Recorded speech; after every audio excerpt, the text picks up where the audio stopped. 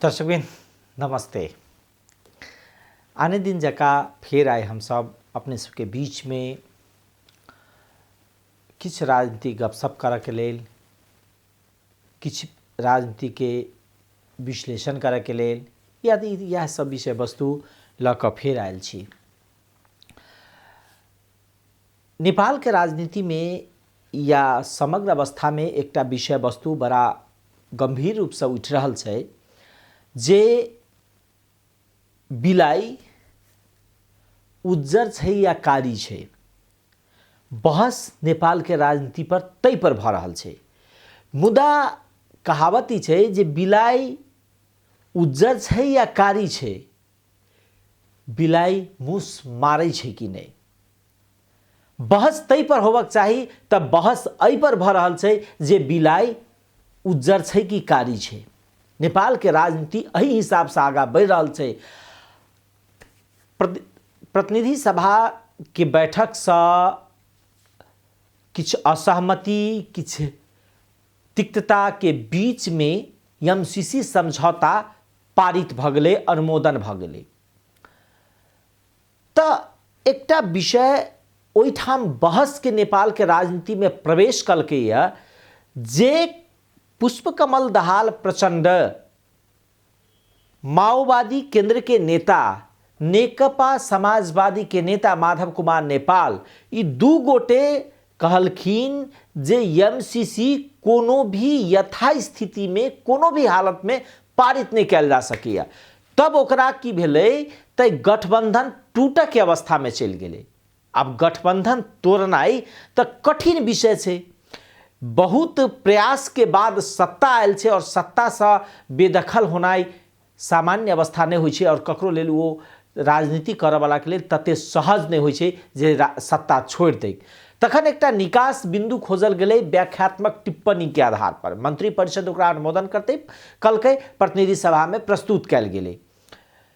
वह विषय वस्तु छै जौ यदि एमसीसी राष्ट्र के अहित में रहे तब व्याख्यात्मक टिप्पणी के स ओ केना राष्ट्र के हित में भ गेलै। दोसर दिस यदि एमसीसी राष्ट्र के अहित में रहे, गलत रहे तो वो टिप्पणी मात्रे प्रतिनिधि सभा से पारित भ गेला के बाद में वो राष्ट्र के हित में भ कोना गेलै, प्रश्न वह ठाम छै। तै दुआरे नेपाल के राजनीति में कहै छै जे बहस एहि हिसाब से होइ छै जे बिलाई कारी छै कि उज्जर छै। प्रश्न ई छै। आई अवस्था यह अवस्था के करीब करीब जा रहल छै राजनीति। कियाक त नैतिकता नेपाल के राजनीति से समाप्त होबे के अवस्था में छै, समाप्त भ रहल छै। बहुत कम राजनीति करे वाला व्यक्ति नैतिक आचरण युक्त आचरण करै छथिन। हुनका पास में कि हम नैतिकवान बनी, नैतिक युक्त आचरण करी। लेकिन राजनीति जे दल सबके अवस्था छै, नेता सबके जे बड़का बड़का अवस्था छै, वो कखन की बजतै, कखन जाकर कतऽ पलटतै, वो अवस्था छै। झलनाथ खनाल के याद करब, नो एमसीसी के नारा देवा वाला व्यक्ति और वही नारा के नारायण काजी श्रेष्ठ के बात के याद करबै। ओहो कहने रहती नो एमसीसी। कार्यकर्ता के दिग्भ्रमित क सड़क पर आइन क रोराबाजी क कपार हाथ फोड़बा क अंत में जाकर भेले कि त सत्ता सर्वोपरि जाकर फिर वहाँ के एमसीसी पारित भ गेलै। राजनीति की अवस्था में यह टीका टिप्पणी सब भ रहल छै। समाज एहि रूप से राजनीति करे वाला नेता सब विभाजित कर देलकै जे एमसीसी के पक्ष में छलै ओकरा अराष्ट्रीय, राष्ट्र के अहित सोचे वाला व्यक्ति के तगमा लगा देल गेलै और ओई व्यक्ति के विरुद्ध में नारा, जुलूस, दुनिया दीवाना सब चीज भ गेलै। अवस्था परिस्थिति सृजना करायल गेलै। समाज दूटा ध्रुव में विभाजित भ गेलै और समाज के खंड विखंड करे के काज खास कर दूटा नेता कलकै। वो नेता छै अहाँ के माधव कुमार नेपाल और पुष्पकमल दाहाल प्रचंड। समाज के विभाजित कर देलकै और समाज जखन विभाजित भ जाइ छै तो ओकर पुनर्मिलन के जे एकटा अवस्था रहे छै, संभावना रहे छै, वो बहुत तिक्तता के आधार में भ जाइ छै। आई बहुत गंभीर प्रश्न माओवादी पर उठ रहल छै। माओवादी केंद्र के नेता अध्यक्ष पर उठ रहल छै। सब एतबे सवाल नहीं रहे जौ आशंका मीडिया में इहो देल जाइ छै जे ध्वनि मत तऽ एकटा देखावा रहे, यदि ध्वनि मत के आधार से एमसीसी के पारित नहीं कल जेतै तऽ माओवादी के बहुत सांसद अनुपस्थित ओहि में विपक्ष में मतदान क इस सरकार के नैतिक रूप से कटघरा में खाड़ कर देते, तकर बाद में गठबंधन बजते नेपाल। बड़ा गंभीर प्रश्न सब खाड़ नेपाल के राजनीति में होइत अबै छै। अपने के जखन ई समस्या आलै और माओवादी केंद्र के अध्यक्ष पर ही प्रश्न चिन्ह सब खाड़ होबे लगलै, माओवादी आई पत्रकार सम्मेलन कऽ माओवादी अध्यक्ष पुष्पकमल दाहाल पत्रकार सम्मेलन कऽ ओ संपूर्ण चीज के फरिछा कऽ कहलखिन कि केवल मात्रे नहीं, ई तमाम प्रक्रिया सब भी चललै और तमाम प्रक्रिया में हमरो सहभागिता रहे। आई हम प्रसन्न छी जे ई व्याख्यात्मक टिप्पणी के आधार से जे पारित भेलै, ई हमर सबके माग संबोधन भेल और देश में जे एकटा बड़का भारी अधिनायकवाद कहबै संविधान के उल्लंघन करे वाला जे शक्ति सब रहे वो क्रियाशील होबे के संभावना रहे, हमर सूझबूझ के आधार से वो नहीं भ सकलै। सुनल जाए हुनकर ई पत्रकार सम्मेलन के ई टिप्पणी। यही प्रक्रिया में गत सालदेखि फेरि संविधान माथि नै घात हुने हो कि लोकतन्त्र र लोकतान्त्रिक मान्यता र गणतन्त्र माथि नै घात हुने हो कि भन्ने एउटा बडो चाहिँ जटिल परिस्थितिबाट हामी सबै गुज्र्यौं। तपाईहरुलाई थाहा छ, हामीले गैर संवैधानिक, असंवैधानिक र अलोकतान्त्रिक कदम भनेर त्यति बेला नेकपाकै सरकार हामी पनि थियौं। उसको कदम र त्यो सरकारको कदमका विरुद्ध हामीले आन्दोलन गर्नुपर्ने, पार्टी भित्रै पनि सङ्घर्ष गर्नुपर्ने, पार्टी बाहिर पनि सङ्घर्ष गर्नुपर्ने स्थिति बन्यो र एउटा ठुलो अपेक्षा सहित अब देशमा सायद राजनैतिक स्थिरता हुन्छ र विकासले एउटा नयाँ गति लिन्छ भन्ने जो अपेक्षाको साथ वाम गठबन्धनलाई झन्डै 2/3 बहुमत जनताले मत दिएको थियो, त्यो पनि असफल भएर अब फेरि के होला भने जस्तो स्थितिबाट हाम्रो समाज गुज्रिन गयो। धेरै ठुलो जनताको बल, बुद्धिजीवीहरू, पत्रकार, हामी सबै नेपालीहरूले असंवैधानिक र अलोकतान्त्रिक कदमका विरुद्ध त्यसलाई प्रतिगमन भनियो, प्रतिक्रान्तिका विरुद्ध आन्दोलन पनि भनियो र सबैको जोड बलले अन्ततः प्रतिनिधि सभा फेरि विघटित भएको पनि पुनर्स्थापित भयो। अब त केही होला भनेको केही महिना नबित्दै फेरि विघटन भयो, फेरि के होला भन्ने जस्तो स्थितिबाट गुज्रियो र हामीले एउटा नयाँ राजनीतिक गठबन्धन बनाउने लेभलसम्म आयौं। तपाईहरुलाई यो पनि थाहा छ, त्यो गठबन्धनको बनाउने बेलाको मुख्य मान्यता भनेको हामीले स्थापित गरेको यसले संविधानको रक्षा अनि लोकतान्त्रिक गणतन्त्रको रक्षा र राष्ट्रियताको रक्षा, यी तीनटा मूलभूत विषयमा ध्यान केन्द्रित गरेर नै हामीले गठबन्धन बनाएका थियौं र त्यो गठबन्धनलाई प्रतिनिधि सभाको बहुमत सदस्यहरूको समर्थन प्राप्त भयो। बहुमत सदस्यहरूको हस्ताक्षर सहित हामी राष्ट्रपति कहाँ पुग्यौं। बहुमत सदस्यको हस्ताक्षर सहित हामी अदालत पनि जानुपर्ने स्थिति आयो। यो सबै प्रक्रिया पनि हामी सबैले अब के होला भने जस्तो भइ नै राख्ने, घटना के होला, प्रति घटना के होला भने जस्तो अवस्थाबाट गुज्रिँदै हामी अगाडि बढ्यौं र गठबन्धनको सरकार बनिसकेपछि हामीले साझा न्यूनतम कार्यक्रम बनायौं र त्यो साझा न्यूनतम कार्यक्रम पनि सर्वसम्मतले बनायौं। सरकार गठन भयो, कामहरू सुरु भयो। अब त चाहिँ स्थिरता लिने र अब फेरि एउटा नयाँ निर्वाचन प्रक्रियातिर गठबन्धन सरकारले नेतृत्व गर्छ होला भनिराखेको बेलामा फेरि यो एमसीसी प्रोजेक्टको विषयलाई लिएर निकै ठुलो विवाद, बहस, अन्यल चाहिँ आदि इत्यादि धेरै भए। त्यो धेरै मध्ये चाहिँ अब यो प्रक्रियामा चाहिँ सबभन्दा बढी चाहिँ माओवादी केन्द्र र त्यसको नेतृत्वको हैसियतले म माथि थुप्रै खालका टिप्पणीहरू पनि भए, त्यो तपाईहरु सबैलाई थाहा छँदैछ। र अन्ततः फेरि हामी हिजोसम्म आइपुग्दा यसलाई एउटा निकास दिइएको छ। यो निकास दिनु अगाडि राजनीतिमा फेरि एकचोटि के होला के नहोला, यो गठबन्धन बच्ला या नबच्ला, यो सरकार बच्ला या नबच्ला, अर्को समीकरण बन्ने हो कि या के हुने हो भने जस्तो स्थिति थियो। हिजोबाट आधारभूत रूपले र मूलभूत रूपले अहिलेका लागि ती सबै अन्योलहरू अन्त्य भएका छन् र गठबन्धन कायम रहन्छ, सरकार अगाडि बढ्छ। अब हामी निर्वाचन प्रक्रियातिर जान्छौँ भन्ने कुरा स्पष्ट भएको छ।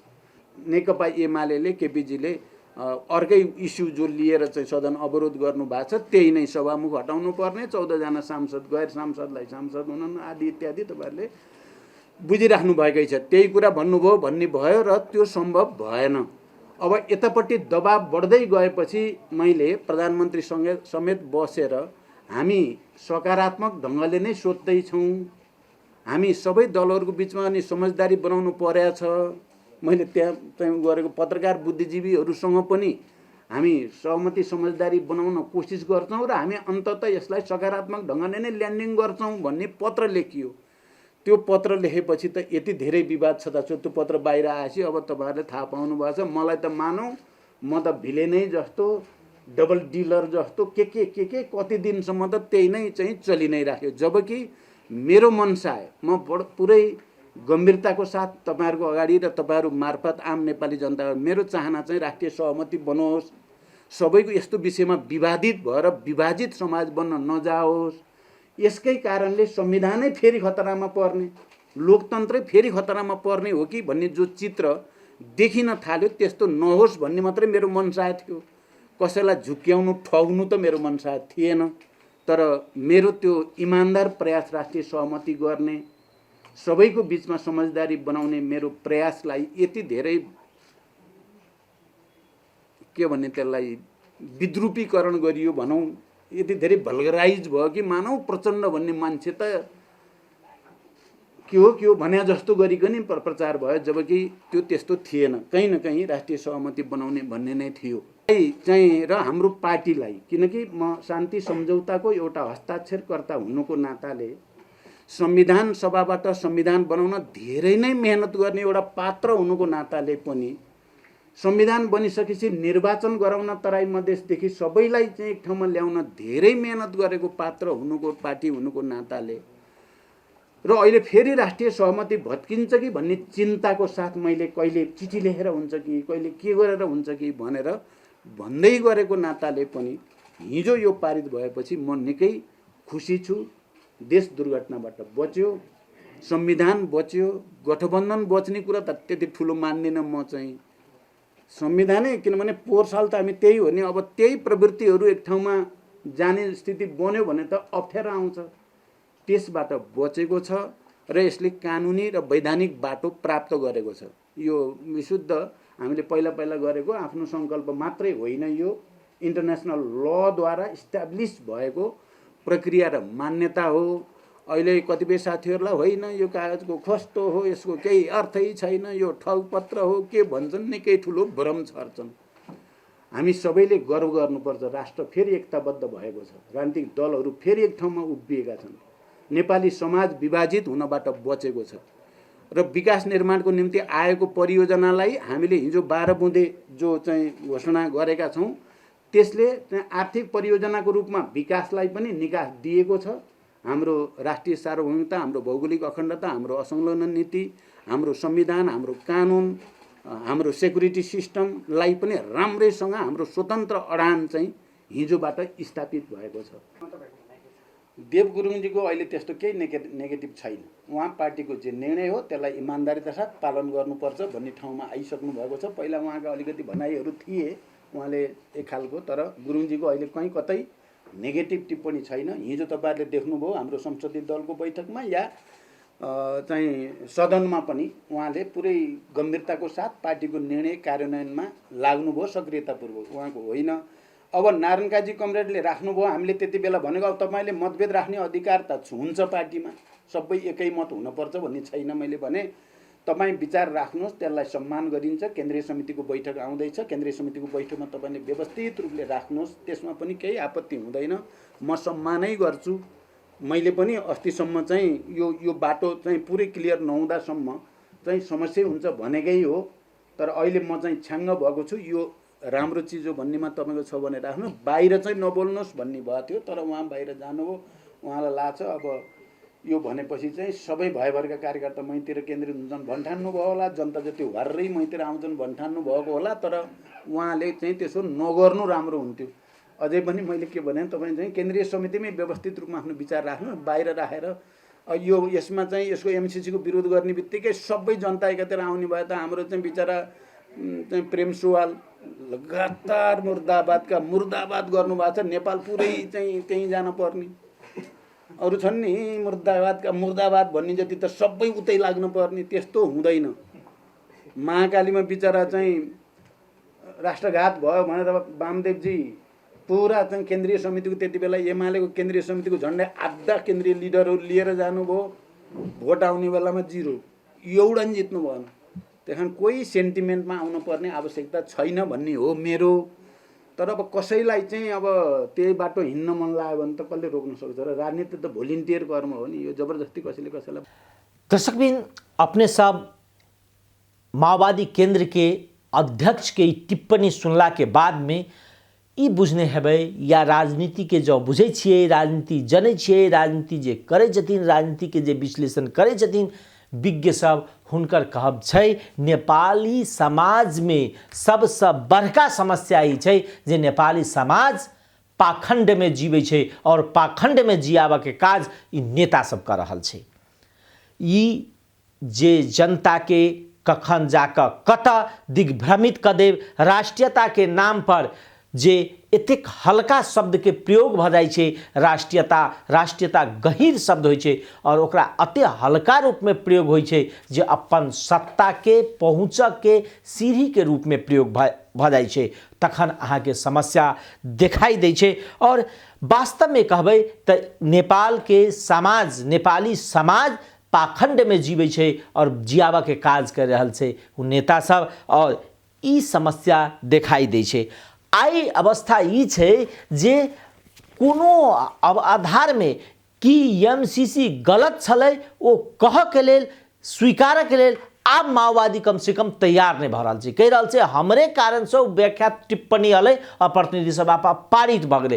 तब जब वो टिप्पणी अयला के बाद में वो राष्ट्र के पक्ष में भ कोना गेलै, इहो प्रश्न एकटा गंभीर मौन के विषय बन रहल छै। मुदा जे रूप से संसद अवरुद्ध कर रहल छै नेकपा एमाले, संसद अवरुद्ध के अवस्था में बहुत रासे समस्या सब आबि रहल छै। खास कऽ तराई मधेश के समस्या के विषय के बात करबै तो अपना सबके करोड़ों रुपया के भारत सरकार के सहयोग से बनल रेलवे, तकर बाद नेपाल सरकार रेलवे के इंजन सब खरीद लेलकै, रेलवे चलते। खास कऽ मधेश में एकटा ई जे गौरव के योजना मध्य रहल रेलवे वो चलते, ई एकटा कल्पना कहबै या सोच कहबै जे अलै।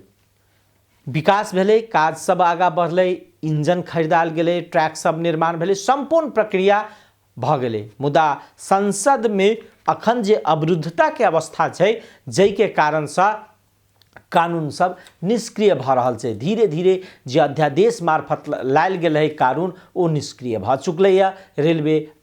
रेलवे अध्यादेश निष्क्रिय भ चुकल छै। अब जटिलता आबि रहल छै जे एकरा कोना संचालन कैल जाय, ई प्रश्न ओहि ठाम छै। दोसर विषय ई अबै छै जे कांग्रेस कह रहल छै जे एमसीसी पारित करऽ में जे छलफल सब भेलै विभिन्न चरण में, ओहि में कतौ ने कतौ मौन समर्थन नेकपा एमाले के रहे और नेकपा एमाले के समर्थन के कारण से एमसीसी पारित भेलै। एकर दूटा राजनीति रूप से विश्लेषण कैल जा सके। एकटा ई जे रूप से समाज विभाजित भेल छै, एकर लाभ कहीं नेकपा एमाले नहीं लले, कांग्रेस के डर छै आबे वाला निर्वाचन में। क्या तो जनता अब तो राष्ट्र एमसीसी के पक्ष और विपक्ष में जाकर नीचा स्तर तक विभाजित भ गेल छै। बाबूराम भट्टराई जी सेहो कहलखिन जे आब तो हमरा डर लगैए गाँव में गेला जाय में, समस्या वह छै।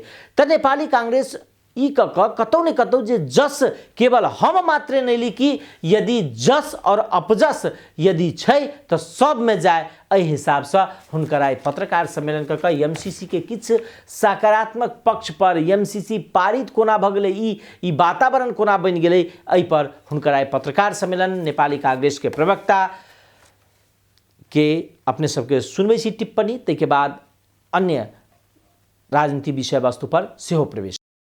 बृहत्तर सहमतिका साथ एमसीसी अन्तर्गत जुन अमेरिकी सरकारबाट प्राप्त हुने विकास अनुदान सहयोगलाई अनुमोदन गर्ने निर्णय गर्यो। त्यो अनुमोदन गर्ने क्रममा त्यो समझदारीमा, त्यो सम्झौतामा रहेका विषयवस्तुका सम्बन्धमा नेपालको हाम्रो आफ्नो बुझाइका सम्बन्धमा पनि सरकारले निर्णय गरी संसदमा व्याख्यात्मक घोषणा जुन गर्यो, त्यो भनेको हामीले त्यो सम्झौतालाई कुन रूपमा हामीले बुझेका छौँ त्यसको अर्थ त्यही नै हो। र त्यो सहित हिजो संसदले पारित गर्यो। त्यसमा विपक्षी दलको प्राविधिक कारण, उहाँहरूको अन्य मुद्दाका कारणले औपचारिक सहभागिता नभए तापनि उहाँहरूको पनि यसमा सहयोग रह्यो भन्ने हामीले बुझेका छौँ। र समग्रमा अपवाद बाहेक सबैको सहयोगबाट संसदले एमसीसी परियोजनालाई जुन पारित गरेको छ, यसले देशमा रहेको भ्रम र अन्योलको माहौललाई समाप्त गरेको छ।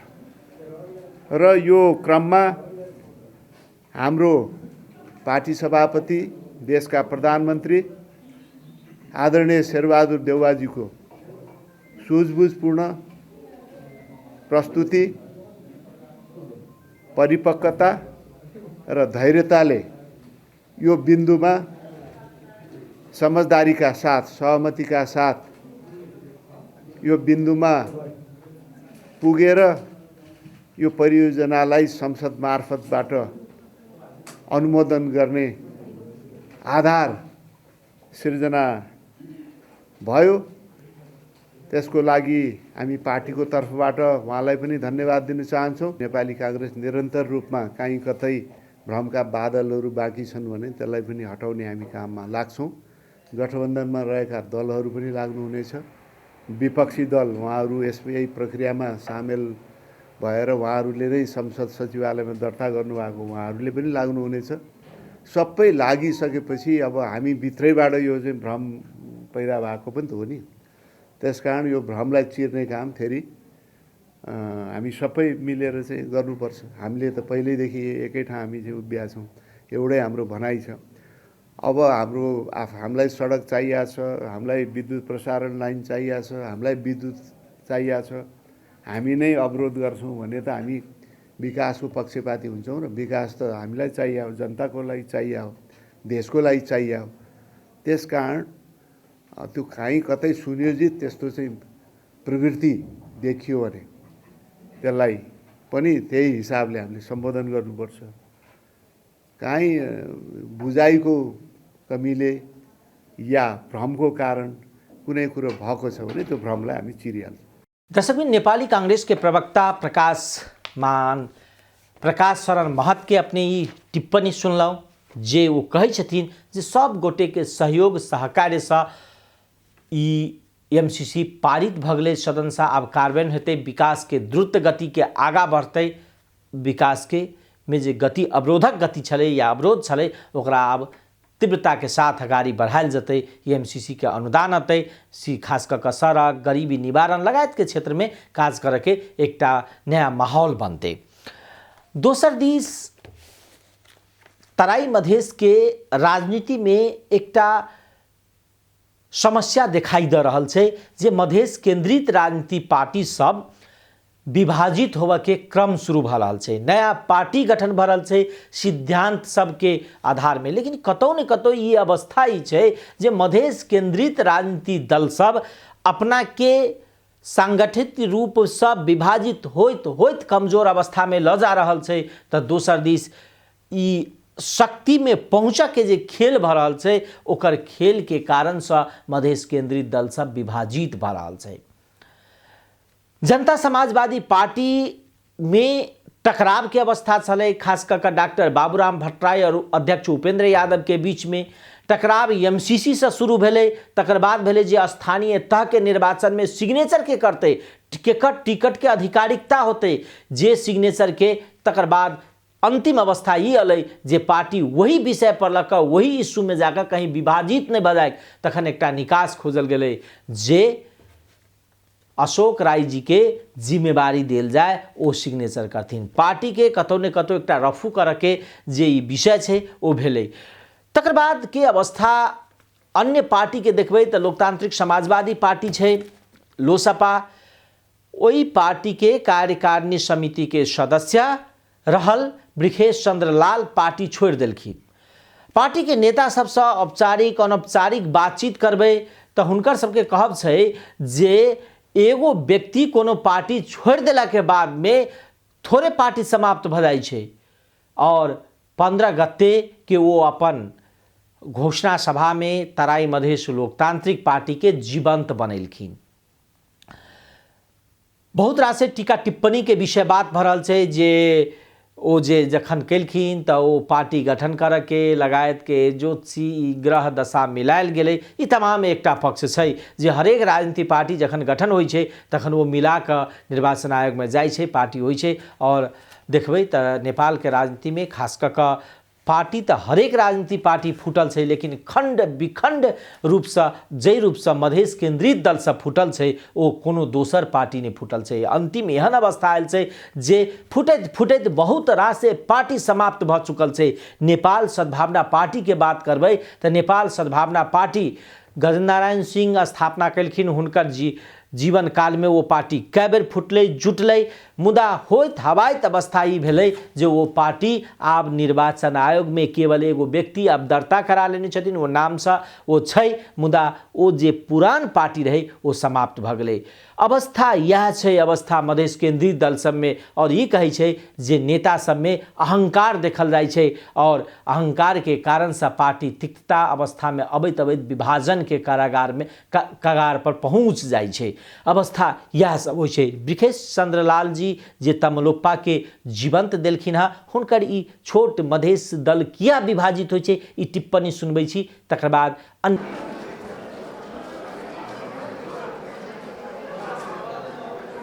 किया मधेश के पार्टी सबके ई हस्त्र मिले। हमरा बहुत आदमी पूछे, पहले जखन टीवी सब में जाए अंतर्वार्ता देवे के लेल, या मान लिया कोनो पत्रकार सबसे भेंट हो, या मान लिया कोनो बौद्धिक व्यक्तित्व जब विश्लेषण करथिन तो वो एकटा प्रश्न पूछथिन कि मधेशवादी दल सब कथिला बनैया, कथिला टूटैया, कथिला जुटैया, कथिला टूटैया। तहिया तराई मधेश लोकतांत्रिक पार्टी नहीं बनल रहे फेर से, तराई मधेश लोकतांत्रिक पार्टी के स्थापना फेर से नहीं भेल रहे। हम जे पार्टी में रही तै पार्टी के तरफ से हमरा ओकरा डिफेंड करे पड़े, तो हम ओकरा कही कि जे हम मधेश के पार्टी के तरफ किया देखै छियै, कथिला देश में राजनीतिक दल सब बनै छै, कथिला कांग्रेस बनै छै, कथिला टूटै छै, कथिला नेकपा बनै छै, कथिला टूटै छै। लेकिन आइ हम एहि बात पर केंद्रित हो जे मधेश वास्तव में मधेश के दल सब भी बनै छै, एकजुट होइ छै, आ उ टूट जाइ छै, कमजोर भ जाइ छै। कथिला कमजोर भ जाइ छै? हमरा जहाँ तक बुझाइया ई देश के समस्या छै, लेकिन मधेश के बड़का समस्या छै कि मधेश के आंदोलन एकटा बड़का आंदोलन, जे आंदोलन आज तक जेहन आंदोलन एहि देश में नहीं भेल, कोनो एहन आंदोलन नहीं छै जनता के आंदोलन जे शांतिपूर्ण आंदोलन हो और में 100 आदमी के गोली मार देल जाए, छाती में गोली मार देल जाए, पेट में गोली मार देल जाए, ओकरा फूट से दबा के गोली मार देल जाए, तेहन दोसर कोनो आंदोलन नहीं भेलै। और एक बात यो जो मधेश के आंदोलन के एजेंडा आज तक नेपाल में दोसर कोनो आंदोलन नहीं उठावे सकले। मधेश के आंदोलन के एजेंडा समानता के एजेंडा, मधेश के आंदोलन के एजेंडा समावेशिता के एजेंडा, मधेश के आंदोलन के एजेंडा लोकतंत्र के एजेंडा, मधेश के आंदोलन के एजेंडा अपन क्षेत्र में शासन करेंगे। खाली मधेसी के लिए मधेसी नहीं मर रहे। अगर ये चीज स्थापित हो जाए तो हिमालय में भी समानता, हिमालय में भी लोकतंत्र, हिमालय में भी स्वशासन, कहीं ना पहाड़ में भी स्वशासन, कहीं ना पूरब में भी स्वशासन, कहीं ना पश्चिम में भी स्वशासन।